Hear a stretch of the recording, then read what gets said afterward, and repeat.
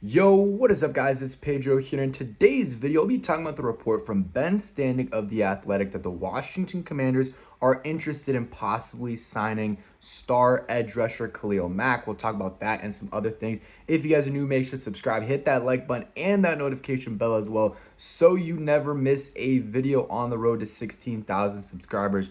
Please help me get there. Let's get right into it. So on vacation right now, recording this. The night before it gets posted, but I'm like 6 hours ahead, so it's all funky. But I am recording this on Saturday. It will be up on Sunday for you guys. And yeah, the Washington Commanders, free agency is just around the corner. Edge rusher is still one of their biggest positions of need. Shout out to the Nats. They could go after someone like Trey Hendrickson. They could go after Myles Garrett, maybe Dante Fowler. Harold Landry just got released. You got Hassan Reddick. There's a bunch of options out there. I think I said Josh Sweat, but if I didn't, he's an option. But yeah, the Washington Commanders, they have options, but one of them is Khalil Mack, who is older, but just came off a season of 6 sacks, I believe, which isn't insane. But he's an elite run defender and got a bunch of pressures. The year before, I believe he had 17 sacks, something like that. Had 6 sacks in a game for the Los Angeles Chargers. He's still a really solid pass rusher. Some people think he's elite. PFF had him as a top 5 edge rusher this year. You got to take it with a grain of salt, but PFF has, Khalil Mack has put playing some good football the last couple years. I believe they kind of Stanek had the numbers. I forgot what it was exactly, but it probably will be a decent amount that you will have to pay for a guy like Khalil Mack, probably around 15 plus mil a year, which, and he's looking for like a 2-year-ish deal. I think that's what it was, something around that. With 20 plus $million guaranteed, that's what he's looking for. I'm pretty sure maybe it was 40, but I think it was 20. I'll go ahead in the pinned comment. I'll write down exactly what Ben Stanek wrote in terms of the contract details he is hearing about for Khalil Mack, what it's going to take to get him. But yeah, Khalil Mack, I think, would be good for the Commanders. You get him, you got Dorrance Armstrong, those are your starting edge rushers. You bring in, you have Baptiste, the rookie, who can compete for that 3rd, 4th spot. Maybe you can have Johnny Newton there sometimes, but mostly he's going to be your D tackle, probably starting for you. And then maybe you draft the guy in the 1st round. And, you might think, why are you going to draft the guy if you just signed a, guy in Khalil Mack to a big contract? Well, a lot of teams do it. Will McDonald with the Jets, that happened. In his 2nd year, he did well. He didn't really play much his 1st year. Nolan Smith for the Eagles, same thing happened. Guess what? He helped them win a Super Bowl and was one of their contributors in the playoffs. Definitely did well against us, against the Rams. I mean, Nolan Smith's a dog. So, the Commanders could do the same thing. They take an edge rusher, late 1st round. There's options there. Mike Green, I believe, from I think Bowling Green, not completely sure. Marshall.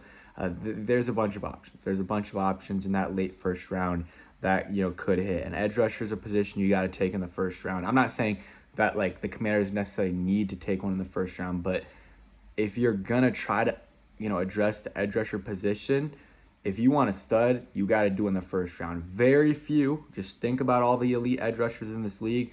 Which one of them are not 1st round picks? I mean, just think of the names. Nick Bosa, Joey Bosa when he was in his prime, Von Miller when he was in his prime, Micah Parsons, TJ Watt.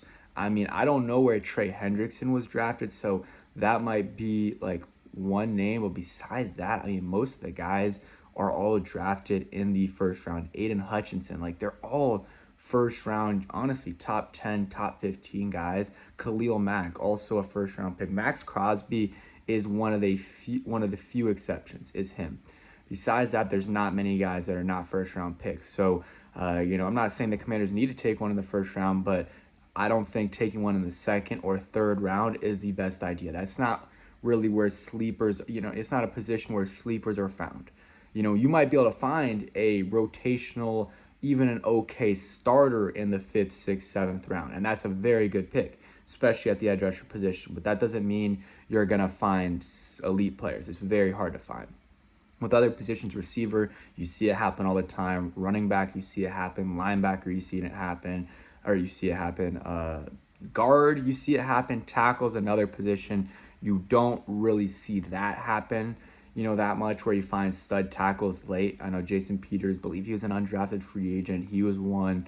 There are certain positions where you can find in late rounds, and certain where it's hard to find guys in the late round. And edge rusher is one of those positions. So just something to think about for the Washington Commanders there. For me, Khalil Mack's one of my number one free agent targets.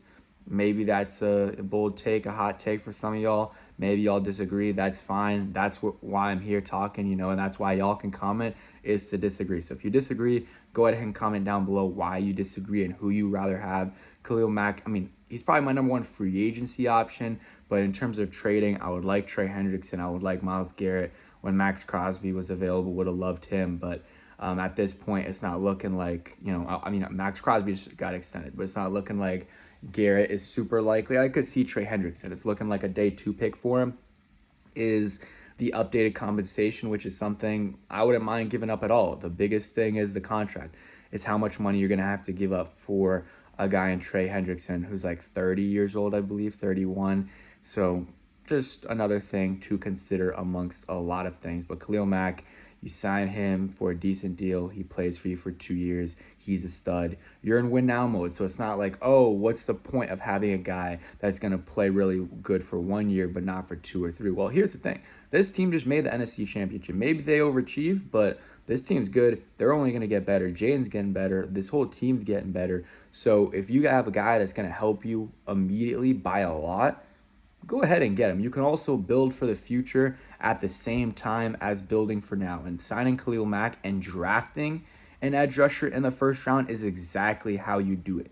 You get a guy in Khalil Mack who's going to fill your biggest need for the next year, maybe 2, whatever it's looking like for Khalil Mack. And then you also get a guy that will be able to contribute year 1. He'll be your third edge rusher, and if he's really a stud, he'll start for you over Dorrance Armstrong. But likely he'll be your third guy that's getting 35% of the snaps each game, 40%.